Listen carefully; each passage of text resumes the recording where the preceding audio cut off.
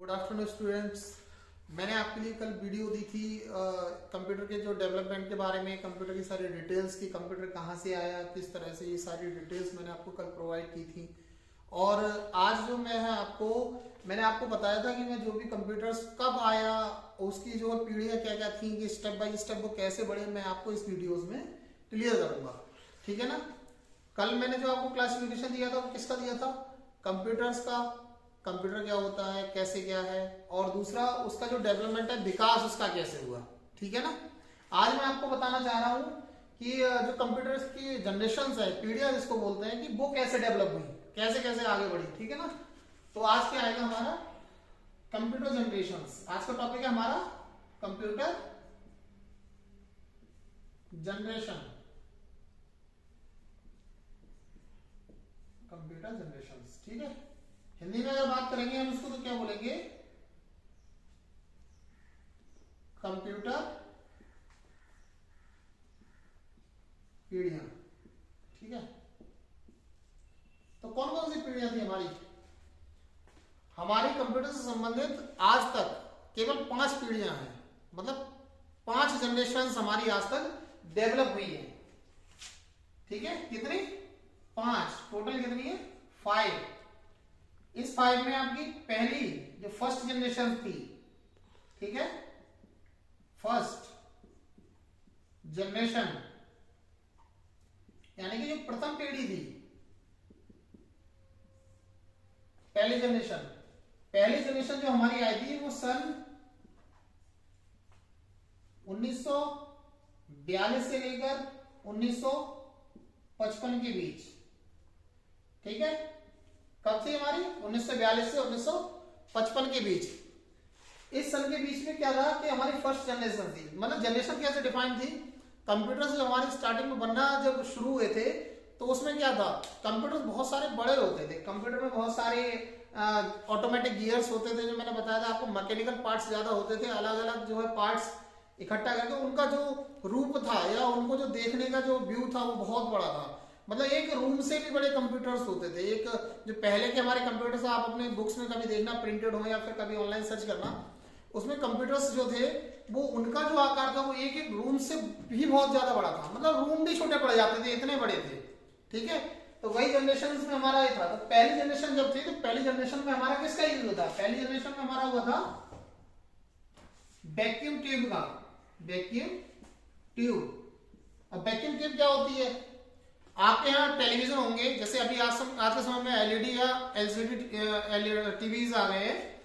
पहले जो थे, जो हमारे टेलीविजन होते थे वो बड़े होते थे। ठीक है। जो हमारे बड़े वाले जो आपने टेलीविजन आपके घर में पहले रहे होंगे, या हो सकता है किसी के घर में अभी भी हो, उनमें क्या था, वो वैक्यूम ट्यूब लगे होते थे। वैक्यूम ट्यूब जैसे उनका आपने वैक्यूम ट्यूब देखा होगा, जैसे इस तरह से होते थे वैक्यूम ट्यूब। ठीक है। इस तरह से वैक्यूम ट्यूब होते थे। ठीक है। फिर इसमें बहुत सारे इनके अंदर प्लेट्स होती थी, एनोड्स कैथोड्स टाइप से ना। तो ये पूरी तरह से, ये हमारा सीआरटी, ये हमारी स्क्रीन होती थी सीआरटी जिसको बोलते थे। तो जब ये इसका आकार ही इतना बड़ा होता था तो सीधी सी बात है कि कंप्यूटर्स के जो है देखने का व्यू भी बहुत बड़ा होगा, कंप्यूटर देखने में भी बहुत बड़ा लगेगा। ठीक है। तो वैक्यूम ट्यूब्स का यूज होता था उसमें। तो कंप्यूटर क्या होता था, बहुत बड़ा उनका आकार होता था वैक्यूम ट्यूब्स के कारण। इस कारण से क्या होता था, इसमें हमको डाटा संग्रहित करने के लिए इसमें पंच कार्ड की जरूरत पड़ती थी। जो मैंने कल पढ़ाया था आपको, जो पिछली वीडियो मैंने आपको बता रखा है, पंच कार्ड में इसमें डेटा को कलेक्ट करते थे। ठीक है ना। डेटा कलेक्शन कहां होता था? पंच कार्ड में। ठीक है। और इसमें डेटा कैसे यूज होता था? 0 और 1 के फॉर्म में। आपने पढ़ा होगा, मैं नेक्स्ट जब वीडियोस आएंगे उसमें क्लियर भी करूंगा। 0 और 1, 0 1 की फॉर्म कौन सी होती है? मशीन लैंग्वेज या मशीनी भाषा जिसको बोलते हैं। ठीक है। कौन सी होती है? मशीनी भाषा, या जिसको हम बोलते हैं एक तरह से बाइनरी लैंग्वेज भी। ठीक है। बाइनरी भाषा कह लो या मशीनी भाषा कह लो। तो 0 और 1 के फॉर्म में डाटा कलेक्ट करते हैं इसमें, और पंच कार्ड में इसका डाटा कलेक्ट होता था। और फर्स्ट जनरेशन में कंप्यूटर कौन कौन से थे, मैंने आपको पिछली वीडियो में भी क्लियर किया था, और अब फिर बताना चाहूंगा। ENIAC, UNIVAC. ठीक है। मैंने बताया था आपको लास्ट वीडियो में ENIAC और UNIVAC ये हमारे फर्स्ट जनरेशन के कंप्यूटर्स थे। पहले जनरेशन के कंप्यूटर हमारे इसी में डेवलप हुए थे। और मैंने ये भी बताया था इनको किस लिए यूज किया गया था। ये फर्स्ट इलेक्ट्रॉनिक कंप्यूटर था, ये यूनिवर्सल कंप्यूटर था। ये यूनिवर्सल होने की वजह से कॉमर्शियल रूप में यानी व्यापार के रूप में उद्योग के लिए यूज किया गया था। तो उद्योग के लिए या कॉमर्शियल रूप में सबसे पहले जो यूज हमारा किया गया था वो कौन सा, यूनिवैक। लेकिन ये दोनों ही फर्स्ट जनरेशन के कंप्यूटर्स थे, इस कारण से इनको कहां यूज किया गया था, जो है फर्स्ट जनरेशन में कॉमर्शियल के रूप में। और इसके अलावा इसका इन फर्स्ट जनरेशन के कंप्यूटर का यूज कहां किया गया था, जैसे हमारे फौज वगैरह में, और हमारे जो मतलब टेक्निकल रूप से जैसे हमारे फौज के लिए भी यूज इसका हुआ था। ठीक है, तो ये तो हो गया हमारी फर्स्ट जनरेशन किसका, वैक्यूम ट्यूब का यूज हो गया। सन हो गई हमारी कब से, 42 से 55, और पंच कार्ड में डाटा कलेक्शन हो गया, और किस फॉर्म में होगा, 0-1 के फॉर्म में मशीनी भाषा में। ठीक है, अब मैं आता हूं दूसरे पे, सेकंड जनरेशन। ठीक है, सेकंड जनरेशन या द्वितीय पीढ़ी जिसको बोल सकता हूं मैं, सेकंड जनरेशन। सेकंड जनरेशन का जो टाइम पीरियड था वो 1955 से लेकर और 1964 के बीच था। ठीक है, कितनी सन थी, सन 1955 से 1964 के बीच। इसमें क्या था, इसमें हमारा डाटा किस पर कलेक्ट होता था, पंच कार्ड में, और इसमें हमारा होता था मैग्नेटिक टेप में। ठीक है, इसमें हमारा मैग्नेटिक टेप में होता था, जो हमारे कैसेट्स होती थी ना, जो आपने देखा होगा जो ऑडियो कैसेट पहले चलती थी वो मैग्नेटिक टेप ही थी एक तरह से। ठीक है, उनमें डाटा कलेक्ट होता था। तो मैग्नेटिक टेप में इसमें कहां डाटा कलेक्ट हुआ हमारा, मैग्नेटिक टेप। ठीक है, और मैग्नेटिक टेप में डाटा कलेक्ट होने के कारण क्या था, इसका साइज, जैसे वैक्यूम ट्यूब यूज हुआ, इसमें हमारा किसका यूज हुआ था, ट्रांजिस्टर का, ट्रांजिस्टर। ठीक है, ट्रांजिस्टर जैसे आपने पढ़े होंगे, जैसे पीएनपी ट्रांजिस्टर, ठीक है, एनपीएन, तो आपने फिजिक्स में पढ़ा होगा आपने कि इस तरह से इसका सर्किट्स होता है ना, ये।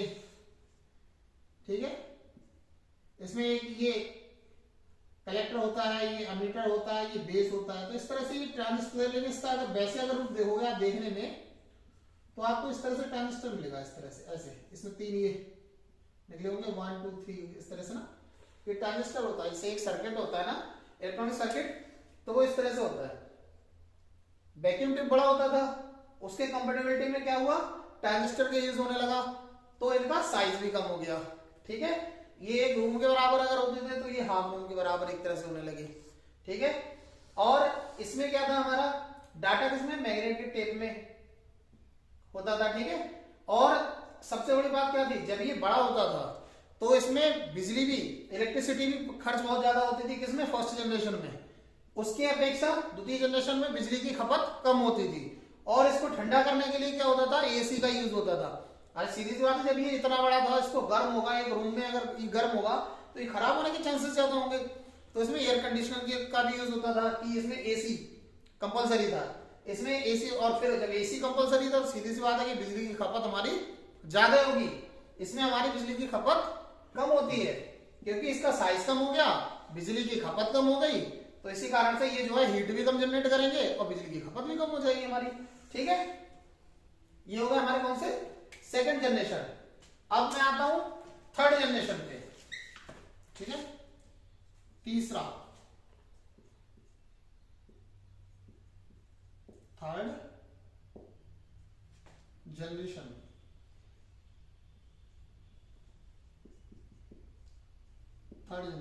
ठीक है, हमारी थर्ड जनरेशन। तो जैसे कि पहले में वैक्यूम ट्यूब हो गया, दूसरे में हमारा क्या हो गया, ट्रांजिस्टर हो गया। तो थर्ड में हमारा किसका यूज होता था, आईसी। ठीक है, आईसी मतलब इंटीग्रेटेड सर्किट।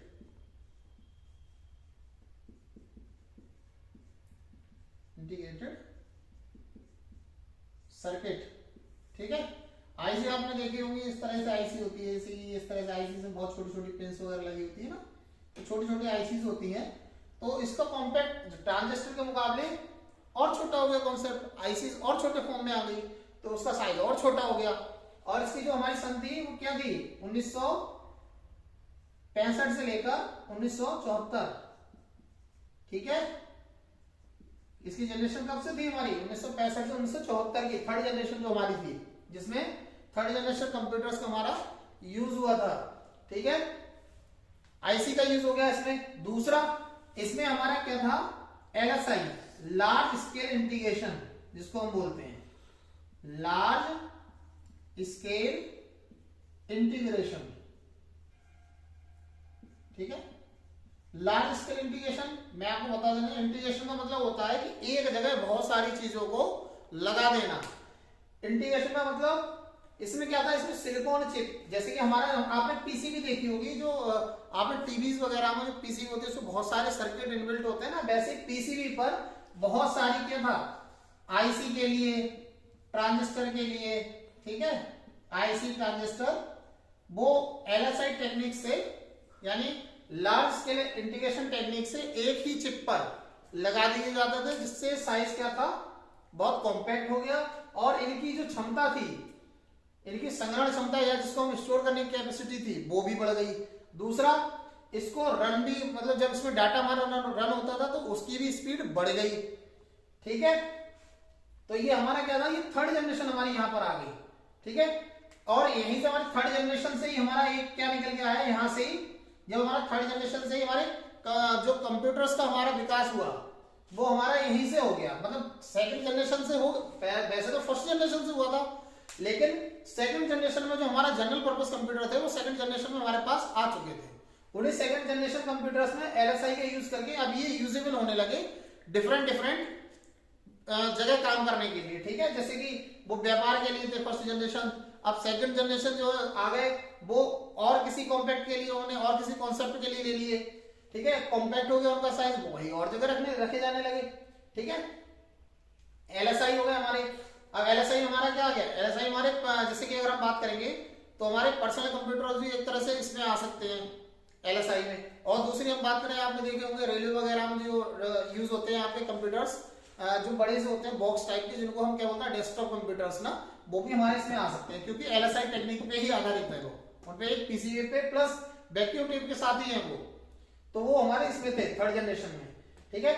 इसमें हमारा क्या था, जब स्पीड भी हमारी बढ़ गई, जब हमारा साइज कम हुआ, स्पीड बढ़ी, मेमोरी की क्षमता भी बढ़ गई, तो क्या हुआ, इसका साइज भी कॉम्पैक्ट हो गया, ठीक है। ये हमारी थर्ड जनरेशन हो गई, ठीक है, ठीक है। तो ये हमारी थर्ड जनरेशन में हमारे क्या था, आईसी का यूज हुआ, हमारा एलएसआई टेक्निक का यूज हुआ, जहां एक बहुत सारी एक पीसीबी पे बहुत सारी आईसीज और हमारे ट्रांजिस्टर यूज होने लगे, ठीक है।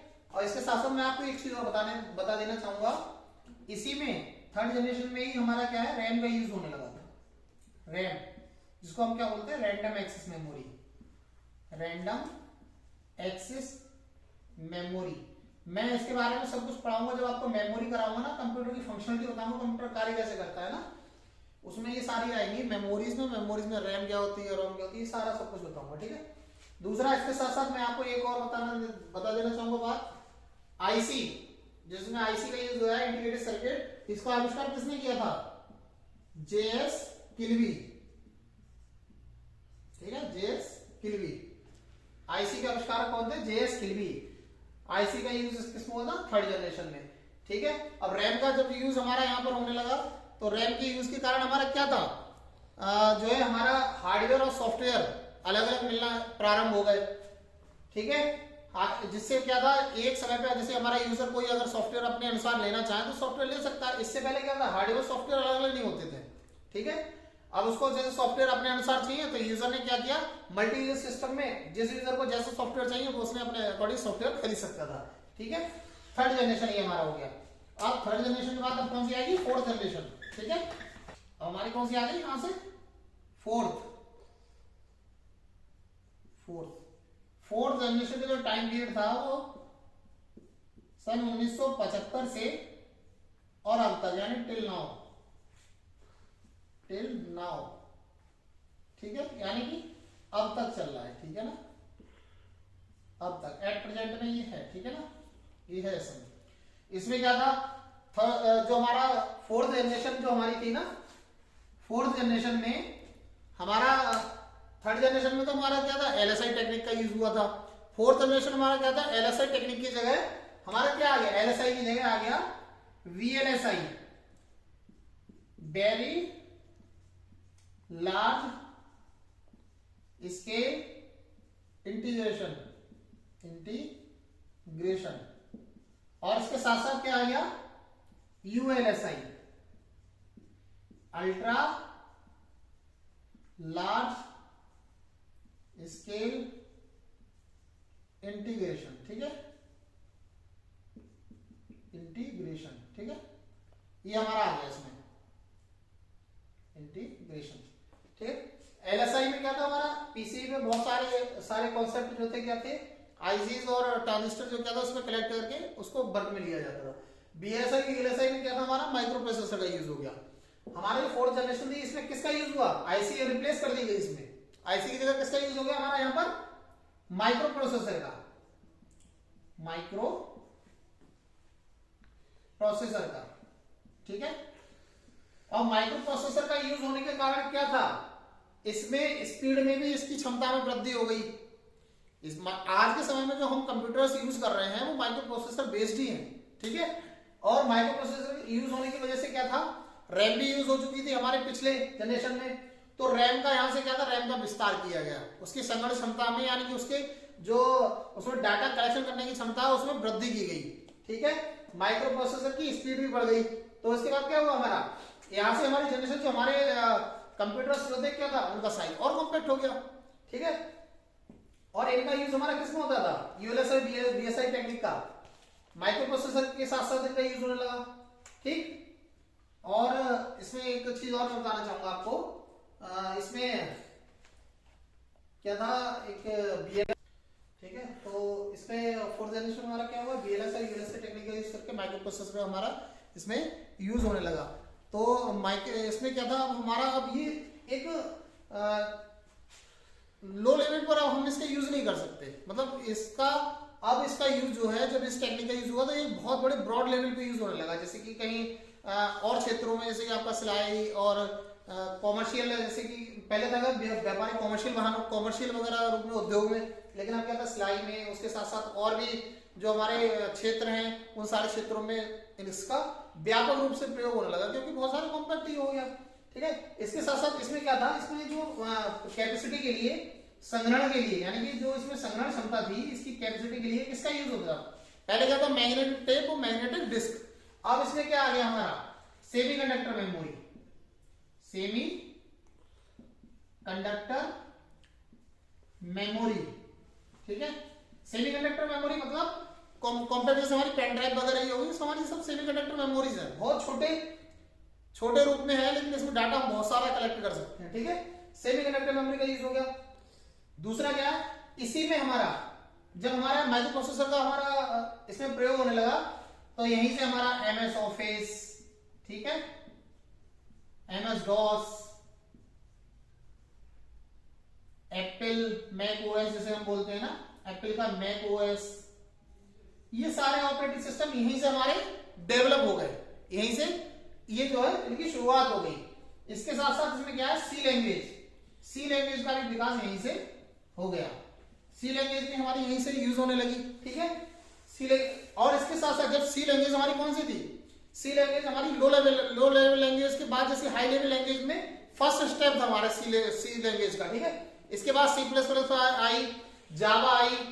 ठीक है, और ये सारी लैंग्वेज के बाद वो आई सारी कौन सी, हाई लेवल, ये भी हमारी हाई लेवल लैंग्वेज है। तो हाई लेवल लैंग्वेज का ये एक मानक हो गया, कौन सा, सी लैंग्वेज का सारी हाई लेवल लैंग्वेज यहां से स्टार्ट होना शुरू हो गई। यही से हमारे जो है हाई लेवल लैंग्वेज का मानकीकरण करके, और जो है उसका जो है आगे उनका प्रोसेस होने लगा, आगे जो है हमारी ये लैंग्वेज आने लगी। ठीक है, अब हमारा एक रह गया हमारा कौन सा, पांचवा, फिफ्थ जनरेशन। ये तो हो गई हमारी 4 जनरेशन। ठीक है, अब हमारा पांचवा आ गया ये फिफ्थ जनरेशन। ठीक है, 4 जनरेशन हमारी हो गई, फिफ्थ जनरेशन हमारी, फिफ्थ जनरेशन का हमारा जो टाइम पीरियड था वो एट प्रेजेंट है, मतलब करंट में हमारा जो यूज हो रहा है वो कौन सा हो रहा है, 5th जनरेशन। इसमें क्या था, इसमें हमारा सबसे बड़ी बात माइक्रो प्रोसेसर तो हमारा यूज हो ही रहा है, उसके साथ साथ इसमें आर्टिफिशियल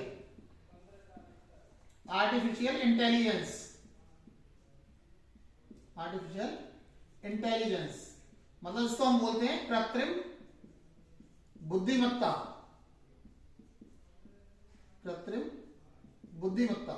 मतलब कंप्यूटर अपने आप स्वयं निर्णय कर सके, ठीक है। कृत्रिम बुद्धिमत्ता, हमें उसको केवल कोई कमांड देने की जरूरत नहीं है, वो अपने अकॉर्डिंग ही समझ जाए कि हमको करना क्या है। तो वो सारी आर्टिफिशियल इंटेलिजेंस में हमारा आ गया, ठीक है। यहां से हमारा आर्टिफिशियल इंटेलिजेंस स्टार्ट हो गया। यहीं से हमारा क्या था, इंटरनेट, ठीक है, ईमेल, www जिसको हम क्या बोलते हैं, वर्ल्ड वाइड वेब, जो हमारी वेबसाइट है, वेब मतलब वेबसाइट, ठीक है। जो हमारी वेबसाइट का भी आविष्कार यहीं से हुआ, यहीं से हमारा वेबसाइट का भी प्रारंभ हो गया। क्यों, आर्टिफिशियल इंटेलिजेंस आ गई, ठीक है। इसके साथ साथ इसमें क्या था, स्टोरेज के लिए या संग्रहण के लिए सीडी, जिसको हम बोलते हैं सीडी, कॉम्पैक्ट डिस्क, ठीक है। कॉम्पैक्ट डिस्क का यहीं से विकास हो गया, कॉम्पैक्ट डिस्क, क्योंकि क्षमता बढ़ गई। पहले क्या था, मैग्नेटिक टेप वगैरह उनकी क्षमता कुछ एमबी में होती थी, उसके बाद ये जीबी में पहुंच गई, ठीक है। सीडी हमारी जहां आ गई तो सीडी भी हमारी एमबी में होती थी, लेकिन इनकी क्षमता ज्यादा होती थी। फिर डीवीडी का भी विकास हो गया, इसके बाद सीडी हो गई, डीवीडी, डिजिटल वर्सेटाइल, जिसको डिस्क बोलते हैं, डिजिटल वर्सेटाइल डिस्क, ठीक है, डिजिटल वर्सेटाइल डिस्क। ये एमबी में होती है, इसमें कई मतलब ये एमबी में जैसे 700-800 एमबी के आसपास इसमें मेमोरी होती है। इसमें 1 पॉइंट समथिंग या 2 जीबी 3 जीबी इसमें मेमोरी इसमें हो जाती है, ठीक है। तो स्टोरेज क्षमता बढ़ गई, और यहीं से हमारा जब हमारी क्षमता बढ़ गई, सब चीज हमारी अब बिल्कुल एक्यूरेट, बिल्कुल एक फ्लो में चलने लगी यहां से। तो उसके बाद क्या हुआ, हमारा पर्सनल कंप्यूटर, जिसको हम पीसी बोलते हैं, डेस्कटॉप कंप्यूटर, ठीक है, पीसी, डेस्कटॉप की शुरुआत यहीं से होने लगी फिर हमारा, ठीक है। और बाकी जो हमारा लैपटॉप वगैरह है, जिनको हम या कॉमटॉप हो गया, जो हम टैबलेट जिसको बोलते हैं, छोटा सा, ठीक है। तो पीसी, डेस्कटॉप, लैपटॉप, जितने कॉम्पैक्ट हमारे जो उपकरण यहां से स्टार्ट हुए, वो सब आर्टिफिशियल इंटेलिजेंस हमारी 5th जनरेशन से स्टार्ट हो गए। क्यों, क्योंकि इसमें क्या था हमारा यूएलएसआई, इसमें केवल यूएलएसआई टेक्निक चलती थी, अल्ट्रा लार्ज स्केल इंटीग्रेशन, ठीक है। ये इसी पे काम करता है। यूएलएसआई में क्या था, मैंने बताया था आपको, क्या था, माइक्रो प्रोसेसर का प्रयोग हुआ था। तो माइक्रो प्रोसेसर तो हमारा चल ही रहा है, माइक्रो प्रोसेसर के साथ साथ जब इसका डेवलपमेंट बढ़ गया, केवल यूएलएसआई टेक्निक हो, पिछले में क्या था, यूएलएसआई प्लस बीएलएसआई, ठीक है। यूएलएसआई इसमें आ गई थी, लेकिन बीएलएसआई इसमें चल रही थी, यूएलएसआई इसमें केवल यूएलएसआई। तो माइक्रो प्रोसेसर के साथ साथ उसके जनरेशन का विकास हुआ, धीरे धीरे इसके जनरेशन के साथ साथ उसमें क्या था, आर्टिफिशियल इंटेलिजेंस का भी विकास हो गया।